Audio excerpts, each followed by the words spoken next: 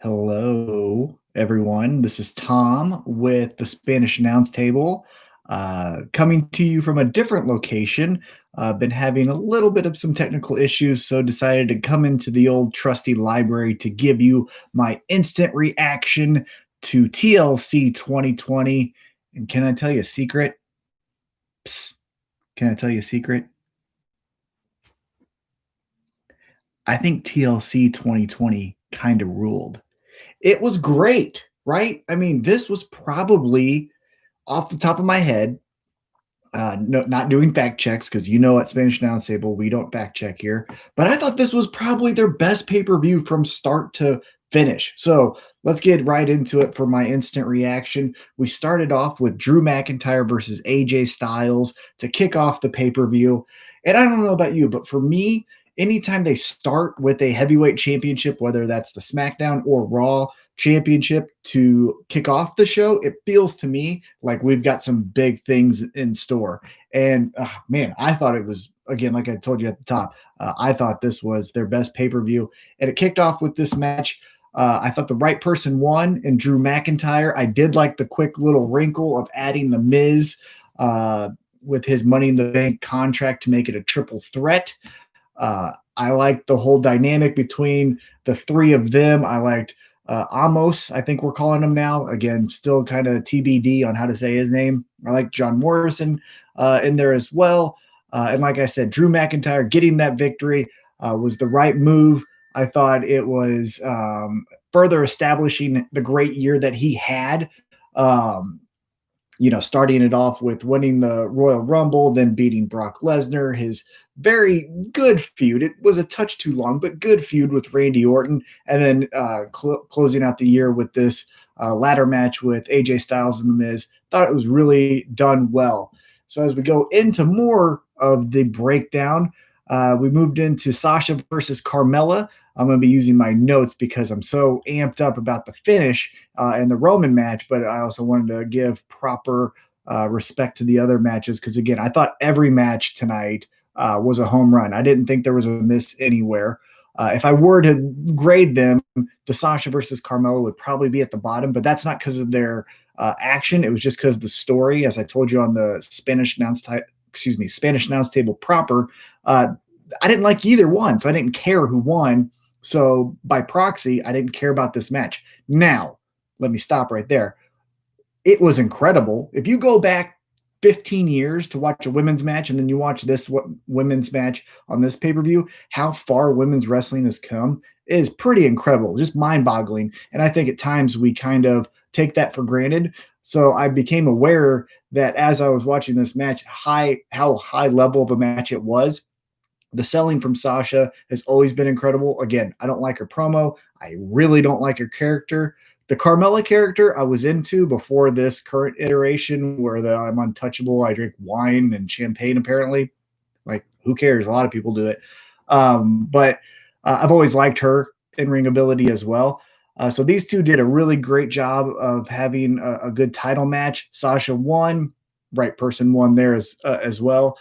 So for first two matches, thought they were really high standards and good tone setters for the rest of the night.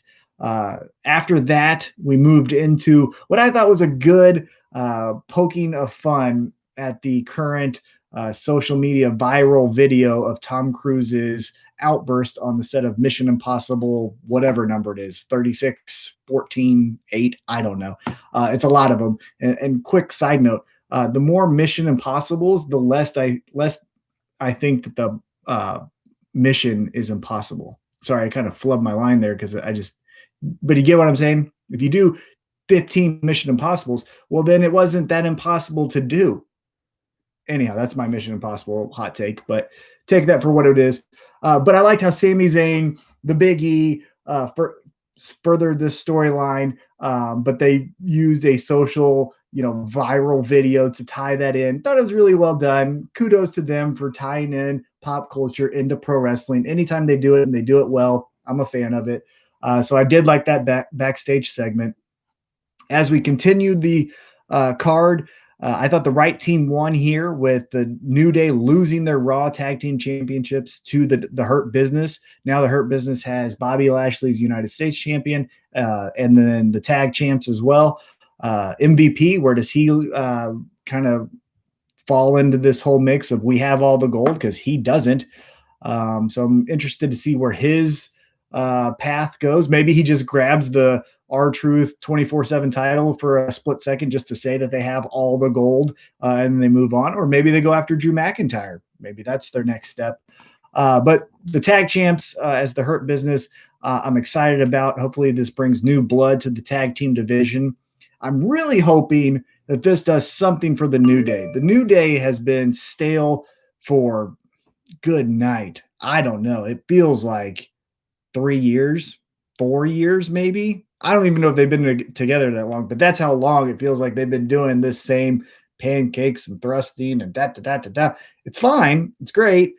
10 years from now, 15 years from now, we're going to look back and think that was so awesome. And it is, but you can only play one note for so long and then I'm done. Does that make sense? Like I'm going to be out. And so I want some new change from them. I don't know if we're actually going to get that. We shall see.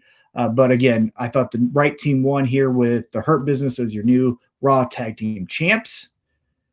Then we get the mystery partner for Asuka. I said this on the Spanish announce table proper, that it was going to be Charlotte. I think it was speculated too, so I wasn't some Nostradamus who could see what others couldn't. It was good. It was fine.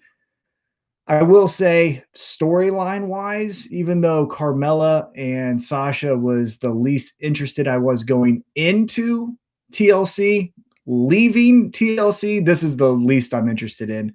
I like this storyline better when Stone Cold and Shawn Michaels did it in 1998, because we all know where this is going to go, right? Now, maybe I'm going to be wrong.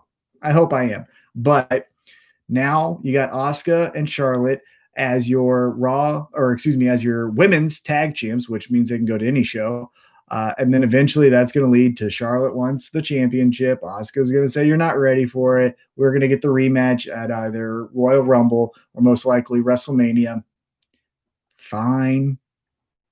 Okay. Like there's worse things that the ladies can do at WrestleMania. But there are also better things. But this is fine. It's going to be good. Kudos to them for getting Asuka and Charlotte, longtime rivals, now tag team champs. The match itself was really good, though. I really liked it. And I'm really hoping that Shayna Baszler, this skyrockets her to the moon, make her the Royal Rumble winner. It's probably going to be Charlotte, but that's what I'm hoping for. I'm hoping from the fallout of this, Shayna Baszler gets refocused, repackaged as a singles competitor that kicks ass and then just runs through the division. Every fucking lady gets it, right? Give these hands out to all of the chicks on both Raw and SmackDown and NXT. Throw it down to NXT. Have her beat up on Rhea Ripley or Io Shirai. I'd love that. See her go back down there to dominate that. That'd be really cool. But yeah, so let's get into it. The Roman Reigns Kevin Owens match. I know I'm coming up on 10 minutes here, so I don't want to be too much of a gas bag because that is what I am. But let's get into this real quick. Roman Reigns Kevin Owens was fantastic. One of the great things of the Roman Reigns heel run is that everyone who battles him comes out looking better. Jey Uso goes in, just known as a tag guy. Now he's a mid-level to main eventer on SmackDown. Kevin Owens was kind of already in that spot, but now looks so great post TLC. I thought he was the man. He's your everyday man that you can build, a babyface storyline around. Thought it was great. Roman, again, is killing it, especially with these, no audiences, even though it's the Thunderdome and you see all the things. I thought his work, again, was just incredible. The laughing up at top of the ladder when Kevin Owens is trying to grab on him and he almost pities him. I thought it was all done really well. It took two guys, Jey Uso and Roman Reigns, to beat Kevin Owens, so he still looks good. I'm invested into that storyline of the Kevin Owens babyface. Never thought I'd be that way because I always thought he was a better heel than babyface, but he's proving me wrong, and I'm glad that he is. This is really, really great. So Kevin Owens looks great. Roman Reigns does it again for another guy. Roman Reigns continues this head of the table storyline that is the best storyline in WWE right now. You could argue it's the best storyline in mainstream pro wrestling, and I love it. So kudos to them for really hitting, I said a home run for every match. This was a grand slam, loaded bases, game on the line, bottom ninth. They hit a grand slam to win it all. That was how good I thought the match was, and the delivery and execution of the storyline. So great job to all involved in that. And then we ended with the Inferno match.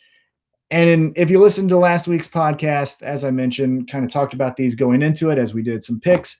But I hated the idea of this match. I really did. I thought it was stupid. I thought it was dumb. I thought we were going to, fumble it, shit our pants, and then hope for the best leaving it. And I didn't feel that way during the match. I thought the match told a good story. I thought Bray Wyatt looked incredible. I thought Randy Orton did really well for the type of role that he's in, where it's kind of this tweener of evil, sadistic asshole, but also kind of everyday. Don't you understand? I have mental illness and I do things that I don't necessarily want to do. That kind of dichotomy of his character. I thought it told a good story as well. And then they lit him on fire. Obviously, it wasn't him.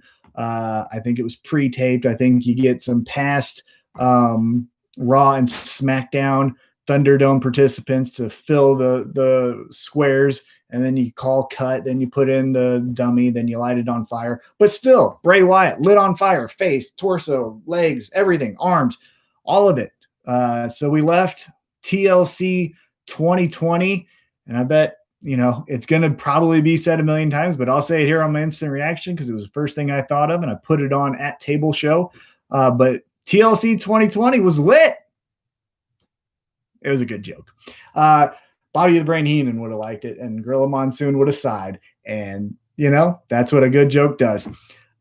So, guys, that was my instant reaction. Be sure to check out SpanishAnnounceTable.net for all of our social media posts from Twitter, TikTok, YouTube, which you're tuning into here, Facebook, and also the podcast episode. Again, that is SpanishAnnounceTable.net. Thank you guys so much for taking time to listen to me gas bag, and I will be here again for the next instant reaction.